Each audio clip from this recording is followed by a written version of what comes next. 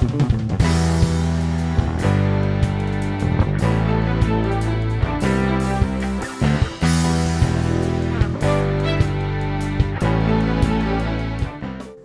saudara yang dikasihi Tuhan. Saya berdoa supaya kita semua masih dalam keadaan baik, kita semua dalam keadaan sehat, kita semua dilindungi dan dijagai oleh Tuhan. Amin. Saudara, dari manakah datangnya kekhawatiran itu? Yang saya alami, saudara, kekhawatiran itu datang dari apa yang saya lihat dan apa yang saya dengar. Semakin banyak saya melihat tentang hal yang memenuhi kekhawatiran, semakin banyak saya mendengar tentang hal-hal yang memenuhi kekhawatiran, maka pikiran saya akan dipenuhi dengan kekhawatiran. Pada akhirnya apa saudara? Hati saya merasa khawatir, pikiran saya menjadi khawatir. Setiap hari hidup saya di dalam kekhawatiran. Dan ketika saya hidup di dalam kekhawatiran, maka kehidupan saya menjadi tidak baik, makan tidak enak, tidur tidak baik, tidak enak juga, tidak pulas juga, istirahat juga tidak enak, bekerja juga tidak enak. Jadi saya simpulkan bahwa untuk apa saya menjadi khawatir? Untuk apa saya menjadi takut? Masalah dan persoalan tidak bisa diselesaikan dengan kekhawatiran. Masalah dan persoalan tidak bisa diselesaikan dengan ketakutan saya. Toh, dengan saya khawatir, masalah tetap ada. Dengan saya takut, masalah tetap ada. Jadi untuk apa saya khawatir? Jadi saya belajar saudara untuk mengatasi kekhawatiran saya itu dengan apa? Dengan firman Tuhan. Seperti yang ada di dalam Matius 6 ayat 25. Saya bacakan buat saudara. Karena itu aku berkata kepadamu, janganlah khawatir akan hidupmu, akan apa yang hendak kamu makan atau minum. Dan janganlah khawatir pula akan tubuhmu, akan apa yang hendak kamu pakai. Bukankah hidup itu lebih penting daripada makanan, dan tubuh itu lebih penting daripada pakaian? Saudara, firman Tuhan berkata pada hari ini bahwa kita jangan khawatir akan hidup kita, jangan khawatir akan tubuh kita. Firman Tuhan mementingkan hidup kita, firman Tuhan mementingkan tubuh kita. Artinya apa saudara? Mari kita kelola kehidupan kita terlebih dahulu, kita kelola tubuh kita terlebih dahulu. Artinya apa? Ketika kehidupan kita baik, pola makan baik, pola istirahat baik, pikiran kita baik, jiwa kita baik, maka kita bisa bekerja dengan baik, kita bisa berusaha dengan baik. Demikian juga dengan tubuh kita saudara. Kalau tubuh kita dalam keadaan sehat, tubuh kita dalam keadaan kuat, tubuh kita dalam keadaan baik, kita bisa bekerja, kita bisa berusaha. Sekalipun hari-hari ini kita sedang dalam masa-masa kesusahan, kita dalam masa-masa kesesakan, tetapi minimal dengan tubuh yang sehat, dengan hidup yang baik, kita bisa mencari berkat yang ada, yang sudah Tuhan sediakan bagi kita. Bandingkan saudara atau bayangkan jika tubuh kita dalam keadaan sakit. Keadaan sudah seperti ini, ditambah lagi tubuh kita dalam keadaan sakit, tambah susah kehidupan kita. Jadi firman Tuhan berkata, bukankah hidup itu lebih penting daripada makanan, dan tubuh itu lebih penting daripada pakaian? Jangan memusingkan dan jangan khawatir dulu akan hari esok, tetapi mari kita kelola kehidupan ini dengan baik. Kita kelola tubuh ini dulu dengan baik, supaya apa? Ada sukacita, ada damai sejahtera di dalam kehidupan kita. Nah saudara dikasihi Tuhan, bagaimana untuk menghindarkan pikiran dari kekhawatiran?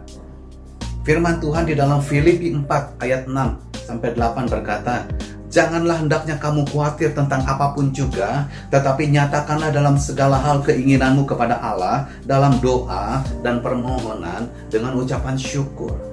Firman Tuhan menasihatkan kita pada hari ini, yaitu supaya kita menyatakan segala hal keinginan kita, menyatakan kekhawatiran kita, menyatakan ketakutan kita kepada Allah lewat apa? Lewat doa, lewat permohonan dan ucapan syukur. Pertanyaannya, apakah dengan doa bisa menghilangkan masalah? Pertanyaannya, apakah dengan doa bisa menghilangkan persoalan? Dah. Ketika selesai doa, masalah tetap ada. Ketika selesai berdoa, persoalan itu tetap ada. Ya, betul sekali. Tetapi dengan berdoa, kita bisa menghilangkan kekhawatiran yang ada di dalam hati dan pikiran kita. Kenapa firman Tuhan di ayat 7 berkata, ketika kita selesai berdoa, ketika kita selesai memohon, ketika kita selesai mengucap syukur, maka Damai sejahtera Allah yang melampaui segala akal akan memelihara hati dan pikiranmu di dalam Kristus Yesus. Saudara, ketika kita selesai berdoa, ketika kita selesai memohon, ketika kita selesai mengucap syukur kepada Allah, maka damai sejahtera yang melampaui akal pikiran itu akan menguasai hati kita, akan menguasai pikiran kita. Nah, saudara, mari kita renungkan bagaimana jika damai sejahtera itu ada di dalam hati kita. Bagaimana jika damai sejahtera itu ada di dalam pikiran kita? Tentu ketika kita menyelesaikan sebuah masalah dengan kepala dingin, dengan hati yang tenang, maka masalah yang ada, persoalan yang ada akan mudah ditemukan jalan keluarnya.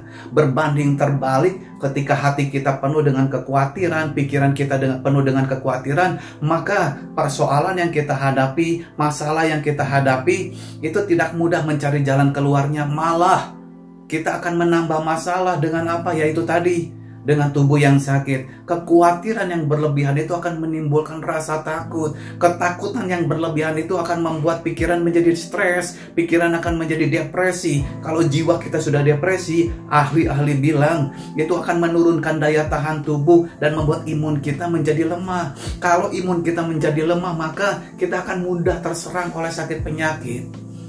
Maka apa yang harus kita lakukan? Setelah kita berdoa, setelah kita memohon, setelah kita mengucap syukur kepada Allah, kekhawatiran itu akan digantikan dengan damai sejahteranya Allah. Percayalah akan hal itu, saudara-saudara.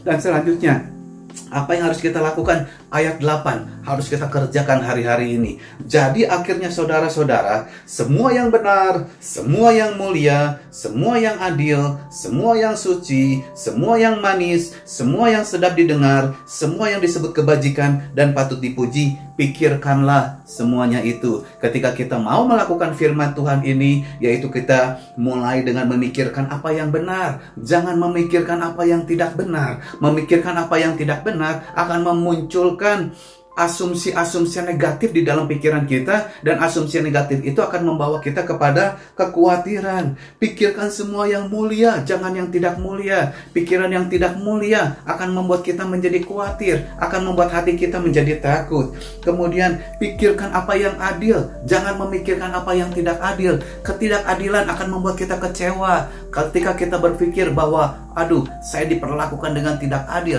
kita akan kecewa. Kemudian kita akan mulai khawatir, kita akan mulai cemas. Kekhawatiran yang berlebihan akan menimbulkan rasa takut. Ketakutan akan membuat kita stres dan depresi. Stres dan depresi akan membuat daya tahan tubuh kita menjadi lemah. Ketika daya tahan tubuh kita lemah, kita akan mudah terserang oleh sakit penyakit. Kemudian pikirkanlah apa yang suci. Jangan memikirkan apa yang berdosa. Bagaimana supaya kita memikirkan apa yang suci? Banyak firman Tuhan, banyak baca firman Tuhan, banyak dengar firman Tuhan. Supaya apa? Yang ada di pikiran kita adalah yang suci, bukan yang berdosa. Ketika kita memikirkan apa yang berdosa, maka kekhawatiran akan mulai menghinggapi pikiran kita. Kekhawatiran yang berlebihan akan menimbulkan rasa takut. Ketakutan yang terus-menerus akan membuat kita stres dan depresi, yang membuat daya tahan tubuh kita lemah dan mudah terserang oleh sakit penyakit. Kemudian, pikirkanlah semua yang manis. Artinya apa? Pikirkanlah tentang kebaikan-kebaikan Tuhan. Pikirkanlah tentang janji-janjinya Tuhan di dalam kehidupan kita.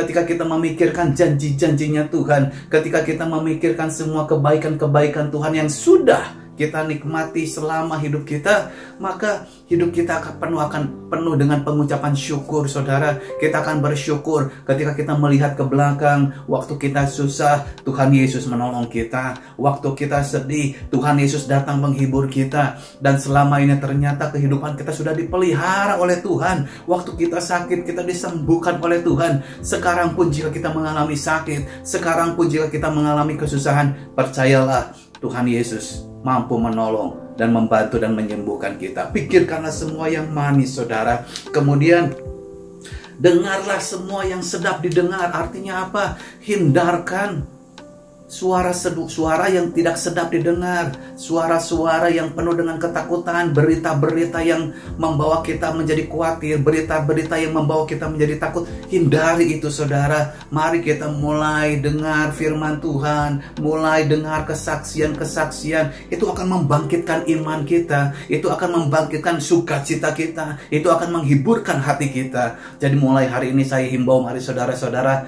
hindarkan berita-berita yang membuat kita khawatir. Hindarkan berita-berita yang membuat kita takut. Kalau kita terus-menerus mendengarkan berita itu, semakin lama kita akan semakin takut, semakin lama kita akan semakin stres, semakin lama kita akan semakin depresi, saudara.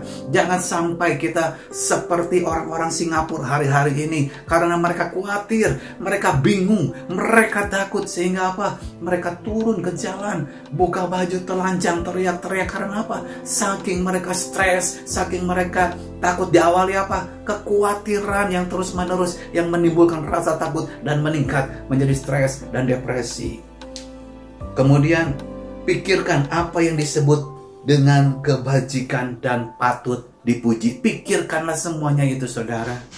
Oke, kita lakukan Filipi 4 ayat 6-8 ini.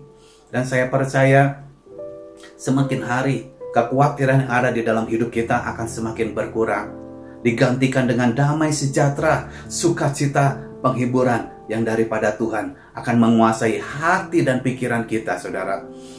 Hari ini firman Tuhan berkata, jangan khawatir, serahkanlah segala kekhawatiranmu kepada Tuhan, sebab Tuhan sanggup memeliharakan kehidupan kita. Amin. Tuhan Yesus memberkati.